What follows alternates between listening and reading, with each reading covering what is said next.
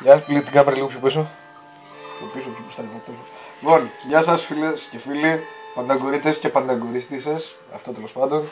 Καλώς ήρθατε σε ένα exclusive βίντεο των Pandagon.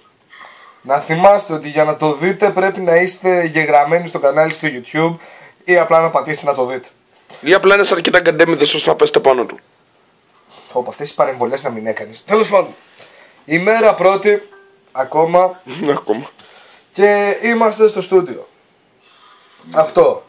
Αυτό, όλο. Μπλε. Αυτό. Μπορείς να αλλάξεις πλάνο, ηλίθιε. Εδώ είναι ο Τζέσον, ο άνθρωπος που μας κάνει την ηχογράφηση. Έχει ξενερώσει τη ζωή του. Μας έχει φάει εδώ πέρα πόσες ώρες? Ναι, μία ώρα. Ας να πάνε. Απέσα πράγματα. Και εδώ ο ντράμερ μας. Όχι, αυτός είναι ο Μπίλης. Δεν φαίνεται έτσι κι αλλιώς. Μόνο το λάπτοπ φαίνεται. Και κάτι μπλεδίζει. Ναι, ο ντράμερ μας είναι το λάπτοπ. Μίλα λίγο. Αυτό, άμα ακούγεται. Έχεις καταφέρει τίποτα? Ναι, απλά φέλαρα κάτι, περίμενε. Φέλαρε το έψιλον. Μπανάνα. Περίεργο για τους Pandagon να φέλαρουν κάτι. Χάθηκε το πλάνο.